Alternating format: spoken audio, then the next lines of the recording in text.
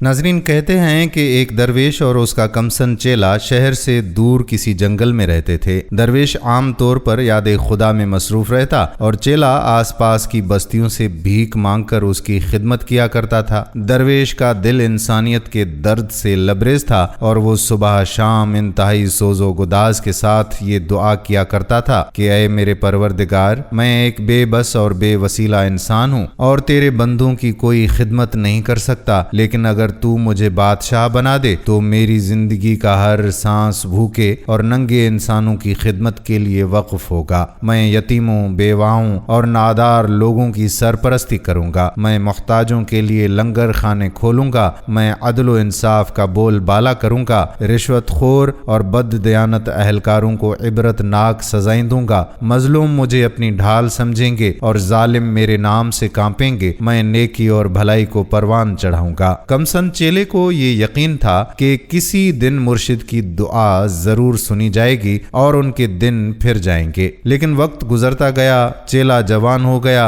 اور نیک دل درویش میں بڑھاپے کے آثار ظاہر ہونے لگے۔ رفتہ رفتہ چیلے کے اعتقاد میں فرق آنے لگا، یہاں تک کہ جب درویش دعا کے لیے ہاتھ اٹھاتا تو وہ اس کے قریب بیٹھنے کی بجائے چند قدم دور بیٹھتا اور دبی زبان سے یہ دعا شروع کر دیتا: اے میرے پروردگار، اب میرا مرشد بوڑھا ہو چکا ہے، اس کے بال سفید ہو چکے ہیں، دانت جھڑ چکے ہیں اور بینائی جواب دے چکی ہے۔ اب وہ مجھے تخت کی بجائے قبر سے زیادہ قریب دکھائی دیتا ہے۔ اگر تجھے ایک نیک دل آدمی کا بادشاہ بننا پسند نہیں تو مجھے بادشاہ بنا دے۔ میں یہ عہد کرتا ہوں کہ میرا ہر کام اپنے مرشد کی خواہشات کے الٹ ہوگا۔ میں صدقے دل سے عہد کرتا ہوں کہ میں ناداروں کو زیادہ نادار اور بے بسوں کو زیادہ بے بس اور مظلوموں کو زیادہ مظلوم بنانے کی کوشش کروں گا۔ میں چوروں اور ڈاکوں کی سرپرستی کروں گا۔ میں شرفا کو ذلیل کروں گا اور ذلیلوں کو عزت کی کرسیوں پر بٹھاؤں گا۔ میں راشی اور بد دیانت اہلکاروں کی سرپرستی کروں گا۔ ابتدا میں یہ ہوشیار چیلا چھپ چھپ کر دعائیں کیا کرتا تھا، لیکن آہستہ آہستہ اس کا حوصلہ بڑھتا گیا اور کچھ مدت کے بعد اس کی یہ حالت تھی کہ جب مرشد دعا کے لیے ہاتھ اٹھاتا تو وہ بھی اس کے قریب بیٹھ کر ہی بلند آواز میں اپنی دعا دہرانے شروع ہو جاتا۔ درویش اپنی آنکھوں میں آنسوں بھر کر یہ کہتا کہ اگر بادشاہ بن جاؤں تو عدل و انصاف، نیکی اور سچائی کا بول بالا کروں، اور چیلا قہقہا لگا کر یہ کہتا کہ اگر میں بادشاہ بن جاؤں تو ظلم اور بدی کا جھنڈا بلند کروں۔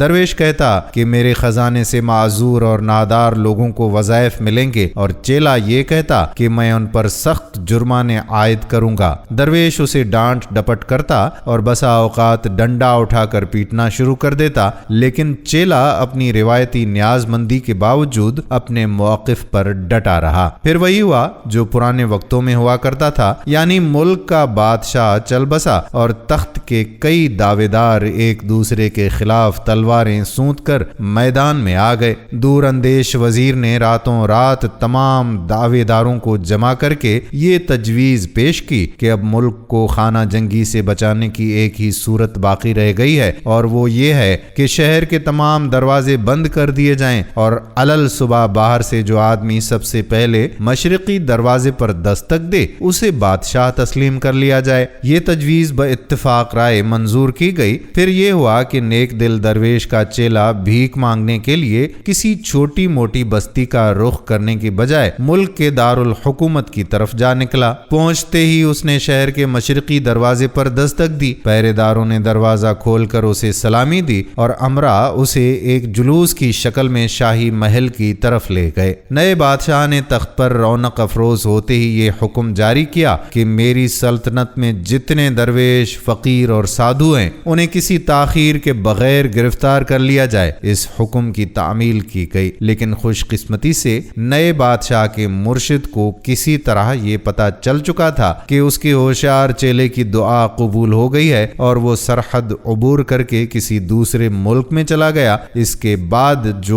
ہوا وہ کسی تشریح یا کسی بھی تبصرے کا محتاج نہیں۔ نئے بادشاہ نے پوری مستعدی اور دیانت داری کے ساتھ اپنے تمام وعدے پورے کیے۔ نہروں کا پانی بند کر دیا، کنویں اور تالاب غلاظت سے بھر دیے گئے، چوروں اور ڈاکوں کو جیلوں سے نکال کر حکومت کا کاروبار سونپ دیا گیا، نیک خدا پرست انسانوں پر ظلم کی انتہا کر دی۔ غرض ان دانش مندوں کو سر چھپانے کے لیے جگہ نہیں ملتی تھی جنہوں نے ملک کی بھلائی کے لیے ایک گداگر کو تخت پر بٹھا دیا تھا۔ جب نئے بادشاہ کے مظالم اپنی انتہا کو پہنچ گئے تو عوام کے لیڈروں نے اس کا حسب و نسب معلوم کرنے کی ضرورت محسوس کی۔ سابق وزیر اعظم کی قیادت میں ایک وفد تلاش بسیار کے بعد بادشاہ کے مرشد کی خدمت میں حاضر ہوا اور اس سے فریاد کی کہ خدا کے لیے ہمیں اس بلائے ناگہانی سے نجات دلائیے۔ عمر رسیدہ درویش اپنے چیلے کے سامنے جانے سے گھبراتا تھا، لیکن ارکان وفد کی گریاؤ زاری سے متاثر ہوا اور وہ یہ خطرہ مول لینے پر آمادہ ہو گیا۔ جب وہ دربار میں حاضر ہوا تو بادشاہ سلامت کو اپنے پیر و مرشد کی طرف دیکھتے ہی اپنا ماضی یاد آ گیا اور اس نے مرعوبیت کے احساس سے مرغوب ہو کر کہا، پیر و مرشد فرمائیے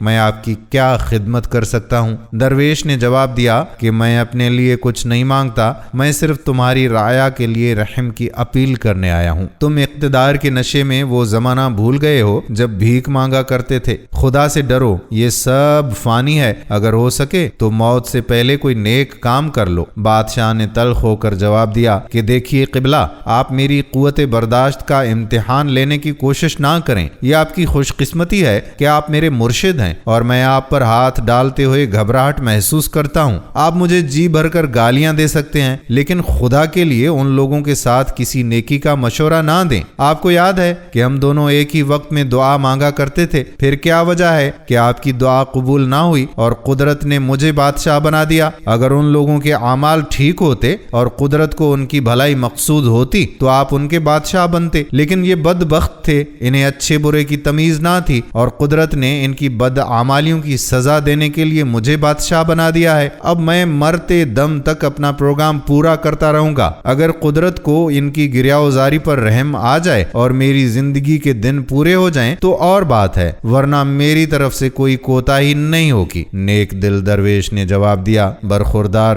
تم بالکل ٹھیک کہتے ہو۔ اگر یہ لوگ قدرت کی طرف سے کسی انعام یا بہتر سلوک کے مستحق ہوتے تو میری عمر بھر کی دعائیں رائے گان نہ جاتی۔ یہ لوگ جنہوں نے میرے بجائے تمہارے سر پر تاج رکھ دیا ہے اس قابل نہیں ہے کہ ان پر رحم کیا جائے۔ تم شوق سے اپنا کام جاری رکھو۔ دوستو، کیا سمجھتے ہیں جو حکمران ہمارے سروں پر منڈلا رہے ہیں اور جو حکمران بن کے بیٹھے ہوئے ہیں، ان کے بارے میں آپ کی کیا رائے ہے؟ نیچے دیے گئے کمنٹ سیکشن میں اپنی رائے کا اظہار ضرور کیجیے گا۔ ویڈیو پسند آئی ہو تو اس ویڈیو کو شیئر بھی ضرور کیجیے۔ آنے والی ویڈیو تک اپنے میزبان قادر بخش کلہوڑو کو اجازت دیجیے۔ اللہ حافظ۔